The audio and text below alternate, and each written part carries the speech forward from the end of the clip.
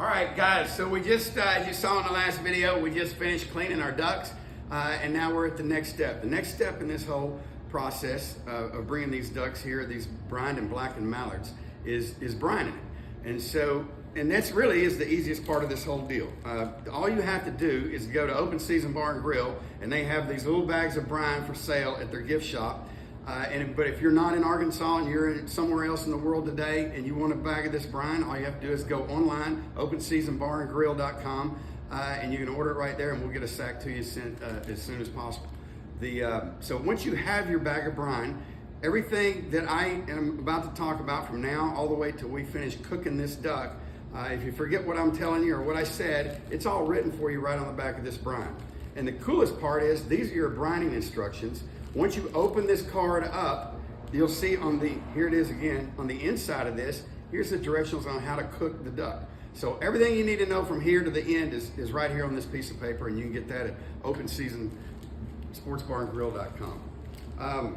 The directions on this are gonna tell you for one bag of brine, you take this, put it in a pot similar to this one. This one is made, this is a big batch that we're doing right now, so there's several of these bags in here. But for every one of these bags, you're gonna mix 8 cups of water, stir it around good, bring it to a boil. You don't need to boil this for 30 minutes or 45 minutes or an hour. Just as soon as it reaches boiling level, you're good. Turn it off, put it on the back burner, and let it sit and cool. Now this is a key part of this. There was a time that we once thought, okay, we've done our brining, let's put our duck in. You need to let this brine cool off to the touch before you put your duck in. If you put the duck in right away, right after it got done boiling, then it's gonna be cooking, and we don't wanna do that. We're just brining right now. So let it cool off. A pot, you know, a small pot for just this bag right here would take about 3 hours to cool off. Something like this is about 6. Letty and I, when we get ready to go, you know, we usually do it the day prior. I mean, we think tomorrow we're gonna have a big shoot. We know where there's a lot of ducks we're gonna get. We'll go ahead and make our brine the day prior. And let it sit either in the refrigerator or let it sit outside if it's a nice cool night on the back porch. That way when you get done with your hunt the next morning, or you come back and you got all these ducks that you pulled out of the freezer and let them thaw out, now your brine is cool to the touch and you're ready to go.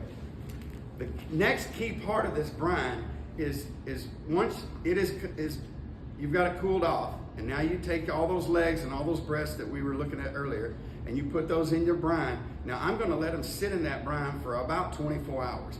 Some people say 12, my father does it for 2 days, but 24 hours is gonna get you where you need to go.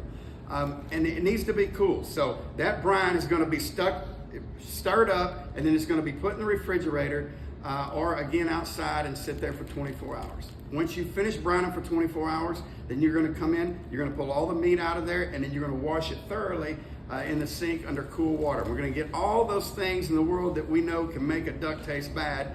That brine has pulled that stuff away, and then you've got a lot of other ingredients in here that's infused into that meat that helps it's really bringing the flavors of that duck out.